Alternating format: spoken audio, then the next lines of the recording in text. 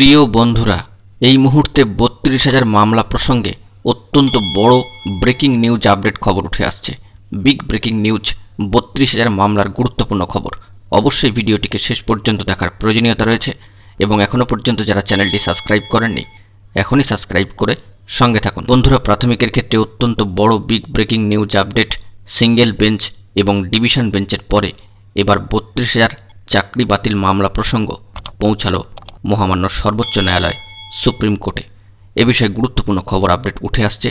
পাশাপাশি আমরা supreme court of ইন্ডিয়ার যে অফিসিয়াল ওয়েবসাইট, সেখানে এই গুরুত্বপূর্ণ মামলার কি আপডেট তথ্য বেরিয়ে আসছে সেটিকেও জেনে নেওয়ার চেষ্টা করব। বন্ধুরা, প্রথমত জানিয়ে রাখি, মহামান্য কলকাতা হাইকোর্টের সিঙ্গেল বেঞ্চ এবং ডিভিশন বেঞ্চের রায়গুলিকে চ্যালেঞ্জ করে মামলা হয়েছে সর্বোচ্চ ন্যায়ালয় সুপ্রিম কোর্টে।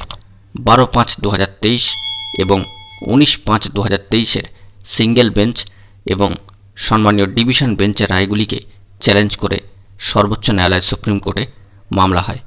প্রথমত এ বিষয়ে জানিয়ে রাখা দরকার যে 19/5/2023 সম্মানীয় ডিভিশন বেঞ্চের রায়কে চ্যালেঞ্জ করে মামলা হয়েছে তুহিন কুমার হলদি ভার্সেস প্রিয়াঙ্কা নস্কর। অন্যদিকে দ্বিতীয় খবরটি হচ্ছে যে 12/5/2023 এবং 19/5/2023 সর্বোচ্চ মহামান্য কলকাতা হাইকোর্টের রায়কে চ্যালেঞ্জ করে মামলা হয়েছে Ujjayini Santra versus Union of India. তৃতীয় ক্ষেত্রে মামলাটিও গুরুত্বপূর্ণ যে 25/5/2023 মামলা হচ্ছে। এই মামলাটি কিন্তু 19/5/2023 রায়কে চ্যালেঞ্জ করেই করা হয়েছে। Diary number 22638 of 2023। অনস্ক্রিনে সেটি আপনারা দেখতে পাচ্ছেন, শান্তনু পাল ভার্সেস প্রিয়াঙ্কা নস্কর।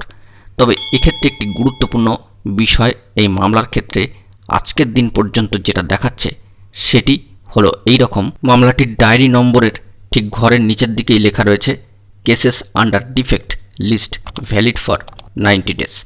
অর্থাৎ বন্ধুরা, আপনারা বুঝতেই পাচ্ছেন এক্ষেত্রে মামলার কিছু ডিফেক্ট কিন্তু থাকছে বা সেই সংক্রান্ত কোনো ব্যাপার কিন্তু এখানে রয়েছে।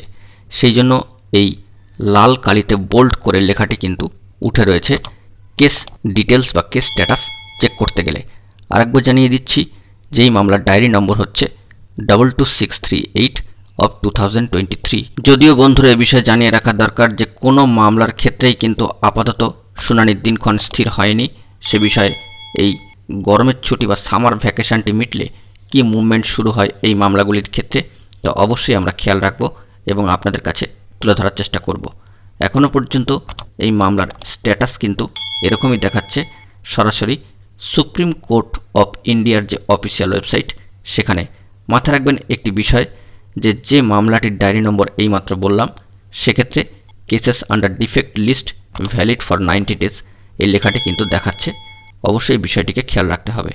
বন্ধুরা, পরবর্তী আপডেটের জন্য চোখ রাখবেন অবশ্যই আমাদের চ্যানেলে এবং চ্যানেলটিকে এখনই সাবস্ক্রাইব করে নিয়ে সঙ্গে থাকবেন। বন্ধুরা, এখন এই পর্যন্তই। ধন্যবাদ।